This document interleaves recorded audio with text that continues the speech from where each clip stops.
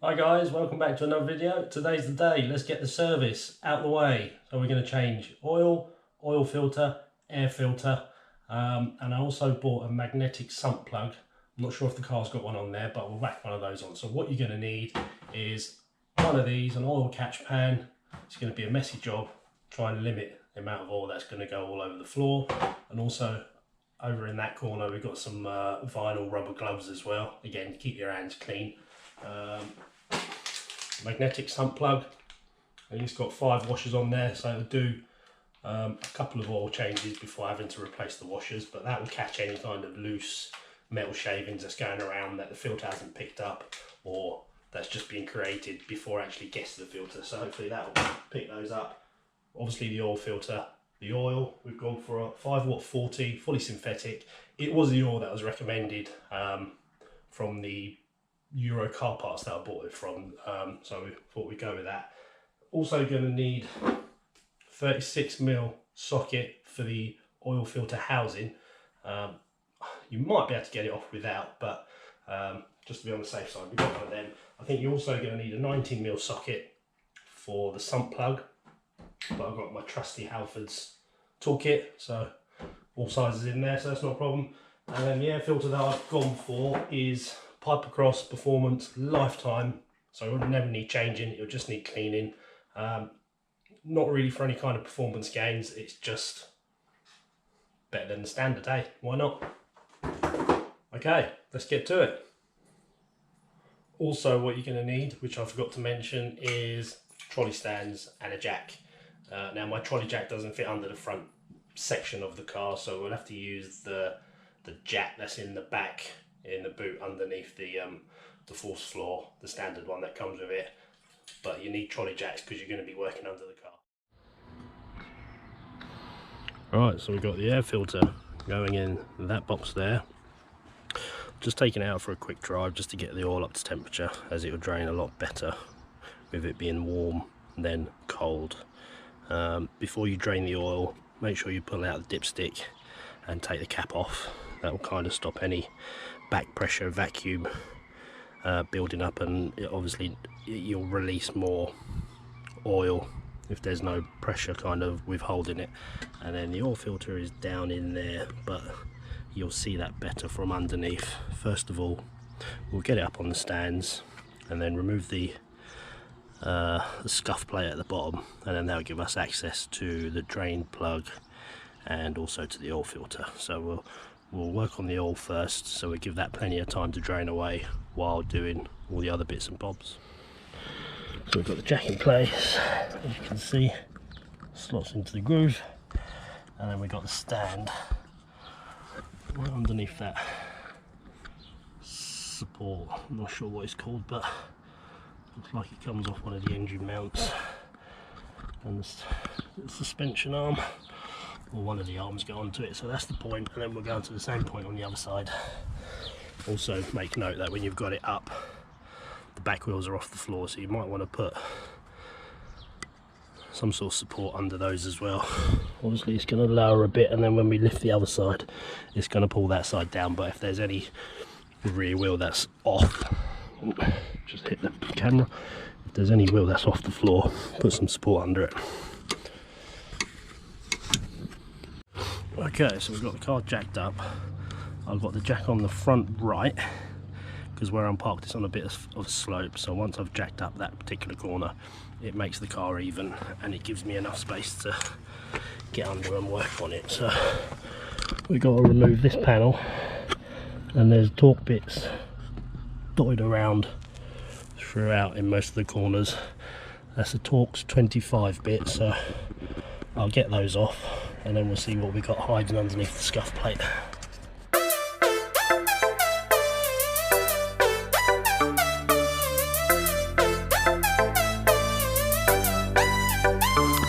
So we've got the scuff plate off. There is the oil filter,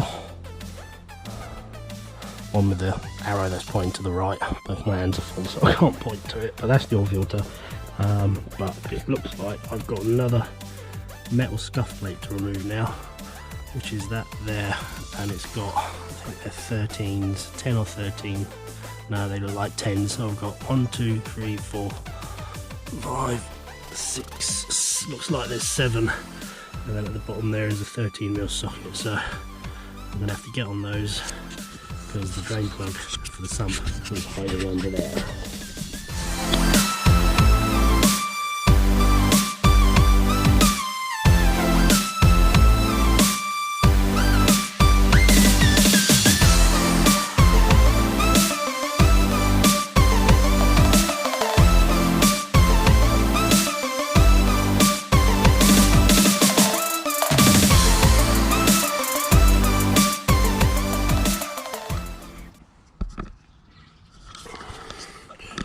Right, we've got the metal or the aluminium plate off. There's the sump, and there's your sump plug on the side. So we'll crank that off, drain the oil. It is hot because I've been out for a drive, so I have to be careful that we don't get too much oil on my hands because it was going to hurt. Get that off. Once that's off, we can leave that to drain for a good half hour, 40-45 minutes, well, as long as you want really. And then we'll work on the oil filter, which is there. Then we'll do the air filter, and then hopefully by the time we've messed about with all that lot, it should have pretty much released all its oil.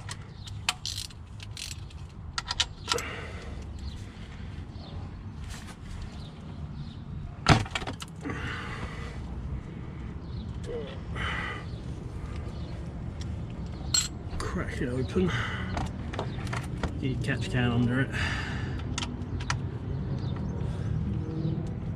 and then start undoing the sump plug. Now remember, it's hot. It's going to come gushing out as that plug pops out.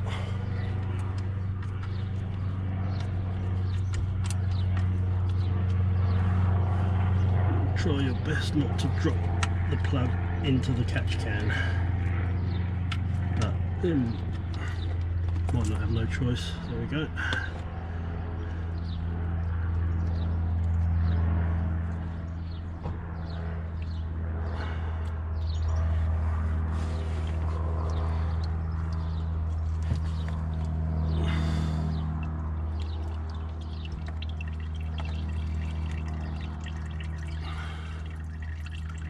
Still looks relatively clean. As I think it's only done about 4 or 5 miles since the previous oil change, but it doesn't cost much, it doesn't take too long. Peace of mind, get it changed. Pop that there.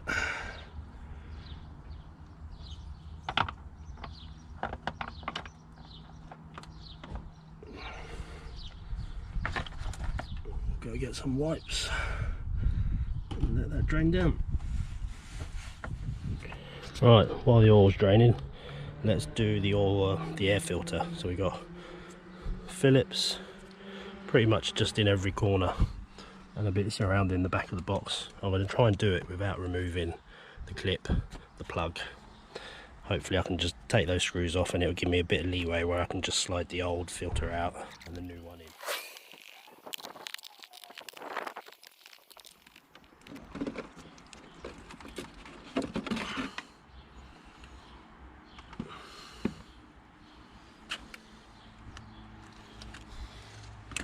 Out with the old.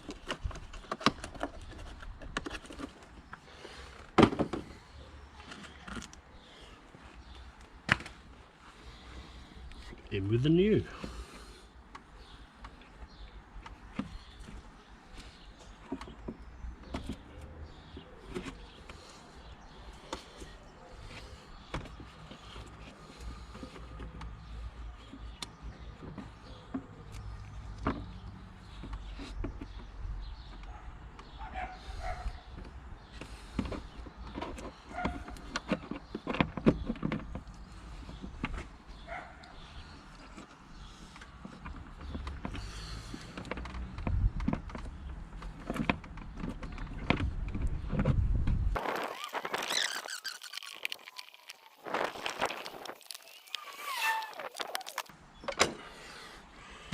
Valves are good, and air filter's done. Okay, the oil is pretty much just down to a drip. Drippy, so we'll put the sump plug back in, just give a quick wipe over once the sump plug's in, and then we'll work on the oil filter.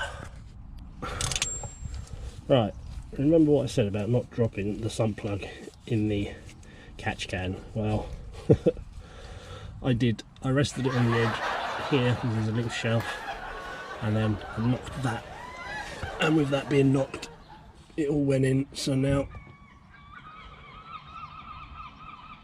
I need to fish it out.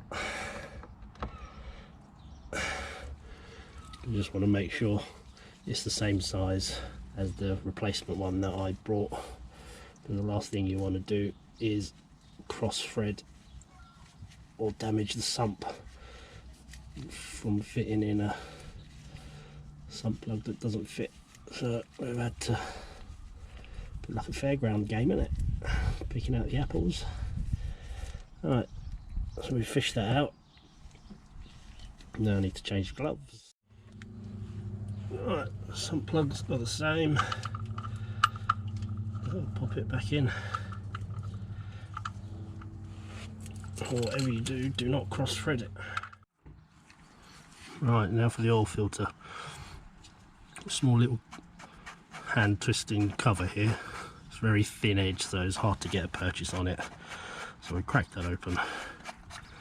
And then in here is a nipple. You can buy a specific tool which you can put on, push in, and it will help drain it. But we can do the same with a screwdriver. So we'll do that. Just tuck the cap out of the way so you don't get it covered in oil. We grab a screwdriver. Right. The screwdriver's on the end. Just gently prod it in.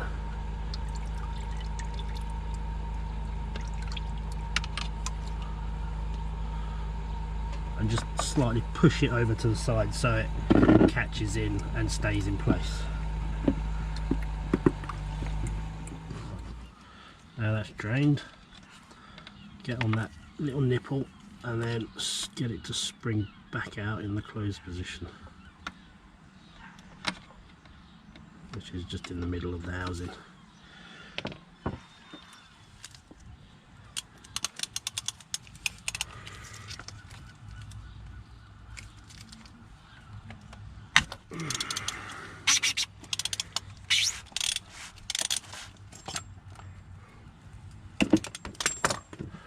Crack it off so you can do it by hand, and then carefully remove. Drained most of the oil out of there, so we shouldn't get. Right, grab your long nose pliers. In here you'll see a little tab. That little tab will allow you to release. See if I can get it in frame and do this at the same time. That little tab will allow you to release the gasket, the rubber O-ring, whatever you want to call it, and then just gradually peel it out. Don't reuse, no matter how well nice it looks, do not reuse it because you'll get one in the kit. Here's the oil filter, and there's a replacement in the kit. So let's see, how can I do this? Squash the camera there. POV style oil filter changing.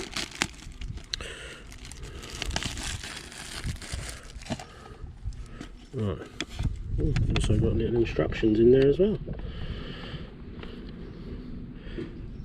Take the pin out, put the pin in, put a bit of oil around the new pin, make sure the tab is facing up, and then retighten. So you want to re-grease it, just stick your hand inside there. If there's not enough there, then go into the actual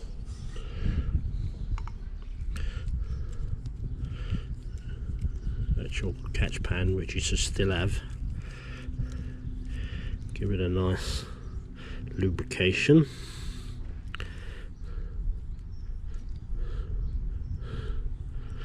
lubrication, and then there is a little notch there on the inside of it, but I don't think there's anything that lines up with. You just got to make sure that the tab is facing upwards. Hopefully you can still see on the camera and it hasn't moved, but pop that back into its housing. Just make sure it's fully sealed in.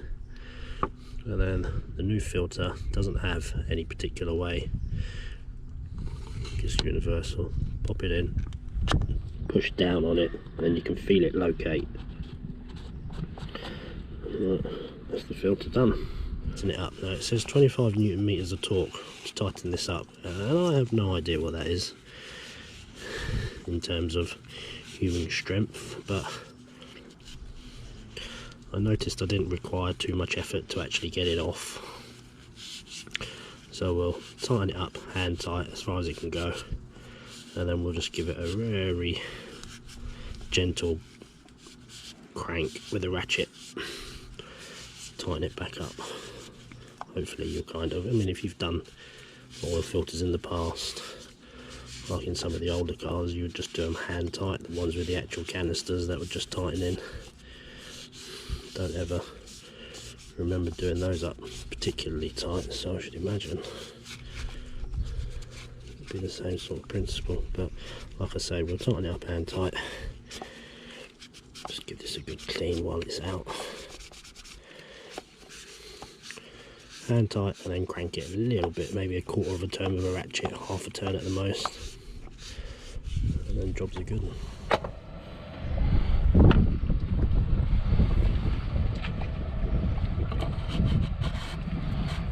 Right, locate the filter, pop it on, just feel it on the thread.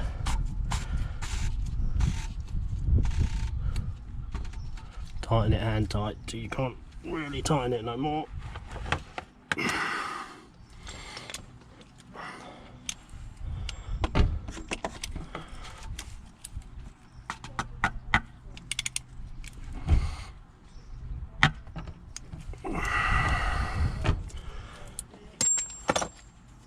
Get on that, tighten it with the ratchet.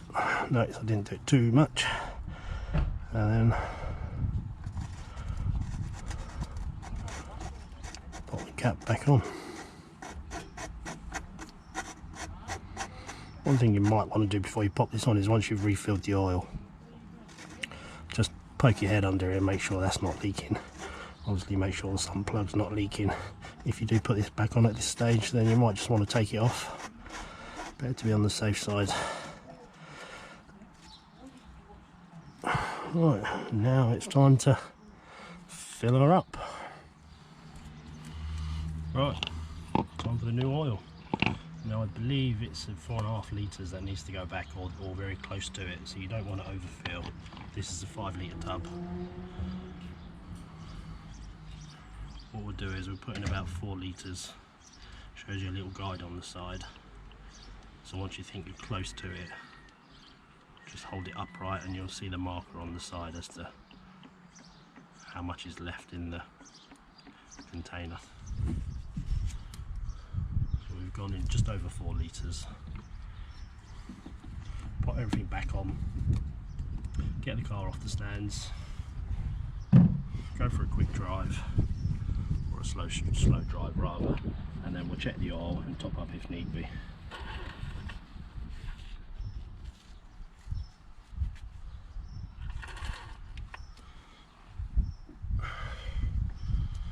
Do not forget to put your cap back on. Won't be pleasant if you do. Okay, so we've done the oil, we've done the air filter, and we've done the oil filter. Now the old oil is your responsibility to get rid of that in an environment friendly manner. Don't pour it down the sink or the toilet or in a bush somewhere where no one can see. Get it to your local tip. In my case, I've got an old screen wash bottle, so I'm going to pour that into there and then I'll take it to the tip because they've got an oil bay there, so you can just pour it away. Right, now I shall just have a quick visual underneath, make sure nothing's leaking, and then I'll secure the panels back.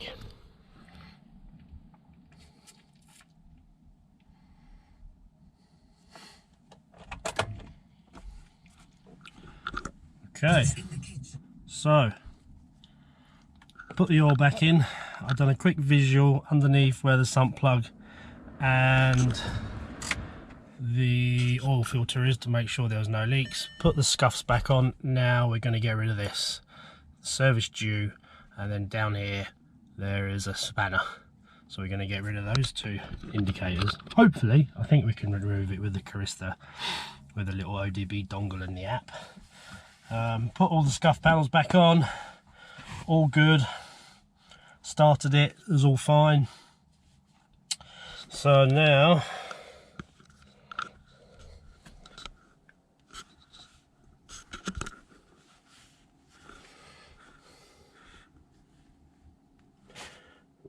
get onto the app, click on service, let it go through all its checks. Remember to keep the ignition on, and if you hear or see any warning signs or lights come up on the dash, then there's nothing to be alarmed about. Service indicator reset, and then there are two types of indicators: the reset oil service and the inspection service. Pretty much done the inspection service while I was under there to make sure all was good, and we've done the oil service, we've done the filters. Click reset, let that go through, doing its thing.